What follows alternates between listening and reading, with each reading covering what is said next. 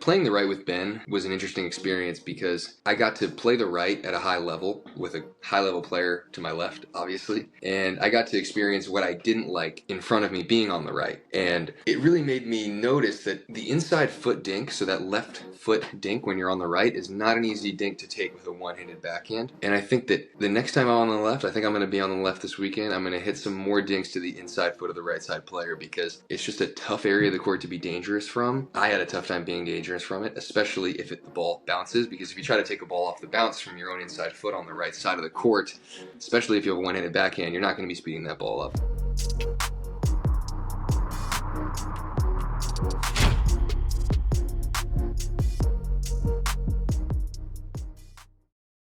This is the moment we waited for. Everything you want is right here. We gon' give them what they came for. We gon' take it up from last year. Watch the game change. Watch the game change. Watch the game change. Watch the game change. Yeah.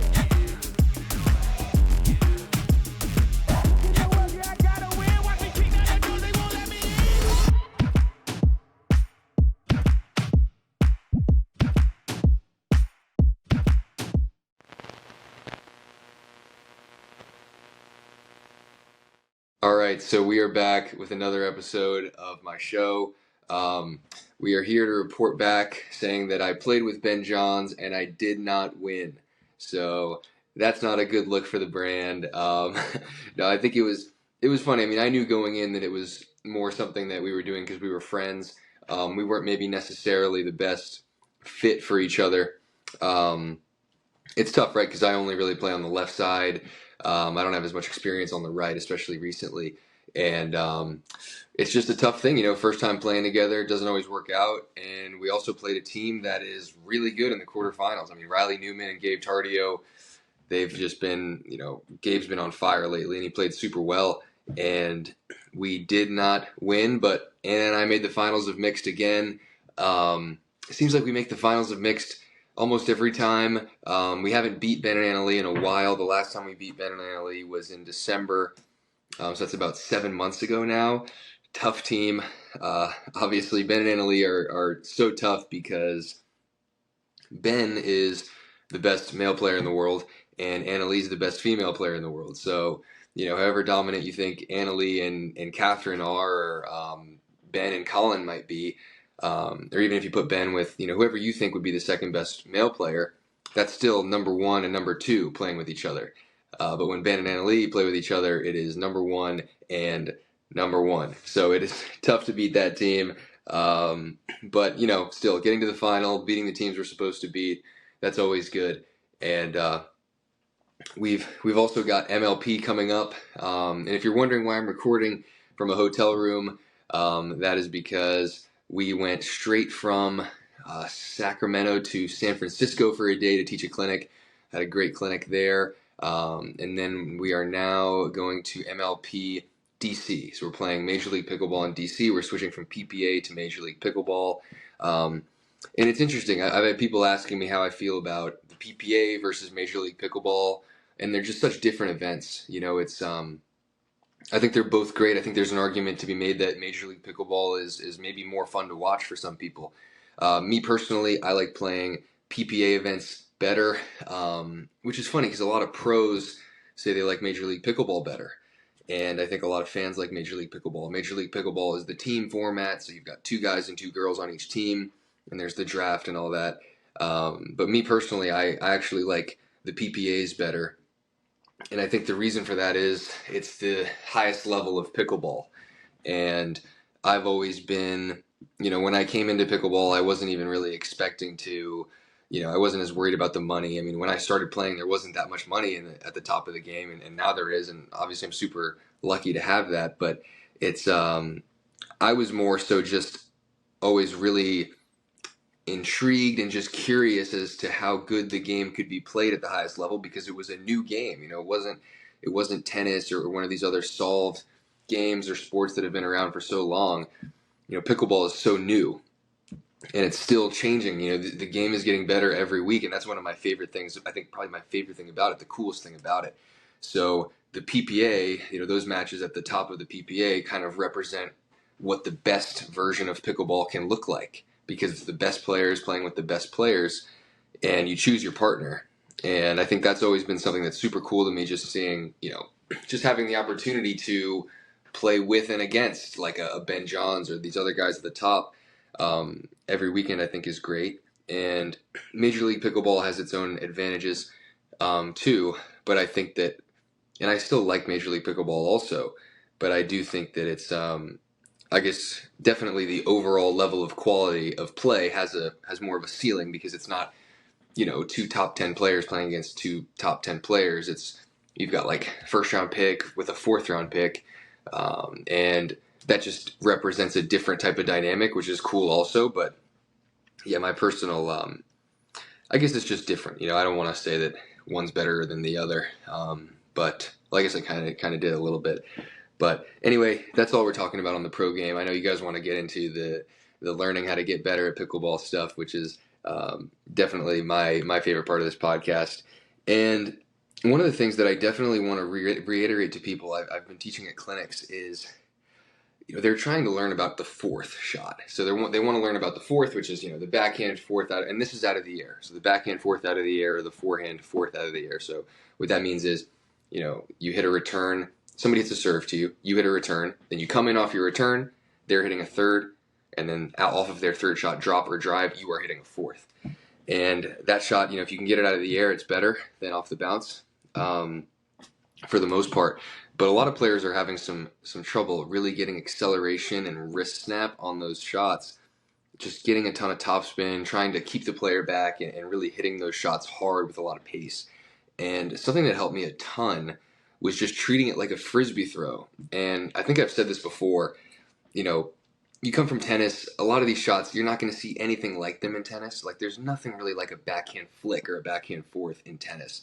And it helped me a ton to sort of think of it like different things that you would be doing, like a frisbee throw, or treating a serve like an underhand throw as hard as you can. Like, that helped me a ton with the weight transfer. So, before we get into this episode, we have to tell you about a must-have for anyone in the pickleball world. If you're an avid pickleball player and don't have this app downloaded on your phone, you are missing out on so much.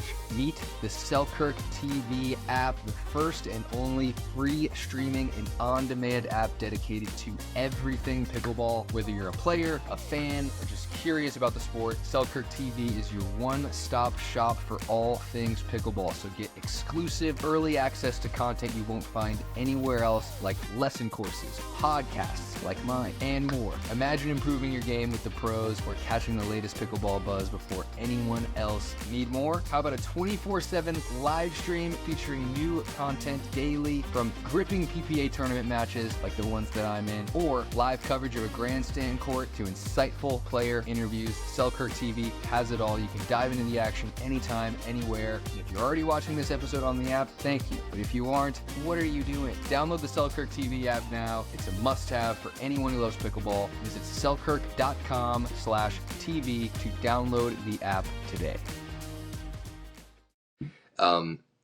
So if you've ever played frisbee, especially like throwing it with the backhand, if you throw a frisbee really hard, that is, for me at least, very similar to how it feels when I hit a backhand fourth, with as much acceleration as possible. So I would say definitely try to, I would say give it a try, see how it feels, and maybe even throw a frisbee. I know that when I played tennis, I would throw a football around, and throwing the football around helped me with my serve because it's a really similar motion. And I think it helps because hitting fourths out of the air with a lot of pace and a lot of topspin changes everything. People say that transition is the most important part of the game. Well, when you're transitioning on your serve, trying to transition into the kitchen, you're competing against somebody who is trying to keep you back, and they're hitting fourths and sixths. So, the fourth is also a part of transition. I mean, there's two different parts of the game. There's the transitional part to get to the kitchen, and then there is the kitchen stuff. And I think you can kind of look at it that way. There's really two parts of it. And the serve and the return are, in that way, a part of the transition game. Because if you hit a bigger serve, then your third shot drop is going to be easier. So that makes the serve related directly to the third and to the fifth.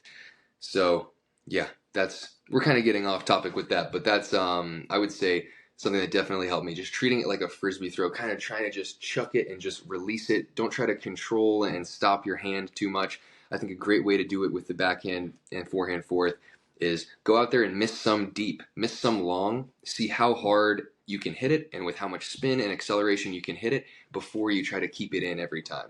You want to try to hit it with as much acceleration as possible. Hit it as hard as you can and just see how it feels. Really get the weight transfer going. Get your body into it and feel comfortable just swinging out with it and then rein it in. You don't want to start with a really controlled, soft way of hitting it. That's just not the way to do it. I would start by hitting it hard, seeing what you can do, and then gradually rein it in and then develop the consistency from there. So that's a super important one. And another thing that I saw was, one thing that helped me a lot this past weekend was really making my feet wider in transition when I was resetting the ball. My resetting has just been getting better and better and better. And for me, that was, like I've said, if you watch this podcast, that's something that I didn't have a lot of talent for, wasn't super comfortable resetting the ball. And it wasn't due to a lack of practice. I practiced it a lot. And my resetting is still not perfect. There's still a lot of players with better resetting than me, but my resetting has come a long way from where it was. And I think for me, a huge part of it has just been making an athletic, wide base when I'm in transition. I mean, if you think about it, when you're at the baseline or anywhere maybe past 4 feet behind the kitchen line, so you're in transition to the baseline, the ball is most likely going to go to your knee height or lower. And if you're standing 3 feet inside the baseline and it goes above your knee height, it's going out anyway. So it just kind of flipped a switch for me that I was standing way too straight up and my paddle was way too high when I was 3 feet inside the baseline. When, if my paddle's at the height of my hips and my ready position's up here and I'm standing straight up, when I'm that close to the baseline and somebody's hitting a ball at their shoulder high, trying to crush it at me, I'm just covering nothingness behind me. Because you're only guarding what's at the baseline or inside of the baseline. Anything past the baseline is out. Obviously. So I think that you can make yourself more efficient by getting lower in transition, making a wide base, because if you have a wide base, you're obviously going to be lower, and getting your paddle lower to start. I think the height of your paddle should pretty much be related to how close you are to the net or close you are to the baseline. And of course, related to how high the opponent's paddle is. If they're about to crush an overhead at you, you want your paddle to be low. But another good determinant of that paddle ready position should be how close you are to the baseline. If you're back there on the baseline and somebody's hitting a fourth at you, you don't need to have your paddle up here. Because anything that your paddle is going to be touching around here, if you're at the baseline, is going out. It's going to hit the fence. So you can make yourself more efficient by having that paddle position lower. Have it at your knee height. Pickleball is an unsolved game, and I'm trying to learn different things. And it's funny because I've found that I'm learning more about the shots that I'm not so naturally talented at. Like with the backhand counter, or like with an overhead, I'm not really experimenting with stuff. With the two-handed backhand dink, I'm not really experimenting because I don't want to mess myself up. I'm already good at those shots. But with resetting, I'm always trying to do something new. I'm trying to figure out different ways to just optimize my own technique. And I think it's helped me teach those shots better. Because in truth, I don't really know if I'm the best guy to teach a backhand counter. Because when somebody hits it to my backhand, I just volley it. I don't really think anything. And it's different. It's definitely a lot different. So yeah, that's something that helped me a lot, getting the paddle low in transition. And then a final thing that I think was definitely, playing the right with Ben was an interesting experience because I got to play the right at a high level with a high level player to my left, obviously. And I got to experience what I didn't like in front of me being on the right. And it really made me notice that the inside foot dink, so that left foot dink when you're on the right, is not an easy dink to take with a one-handed backhand. And I think that the next time I'm on the left, I think I'm going to be on the left this weekend. I'm going to hit some more dinks to the inside foot of the right side player because it's just a tough area of the court to be dangerous from. I had a tough time being dangerous from it, especially if the ball bounces, because if you try to take a ball off the bounce from your own inside foot on the right side of the court, especially if you have a one-handed backhand, you're not going to be speeding that ball up. And I think men's doubles is all about putting the ball in places where the ball is most likely to not be sped up, safe zones, so to speak.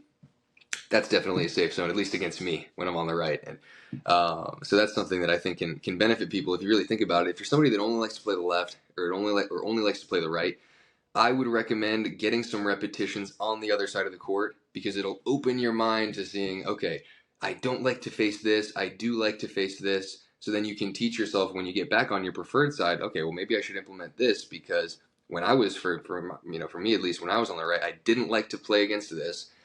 This shot was tough for me. So then when I go back on the left, I'm going to add those things because now I have a feel for the right side a little bit more.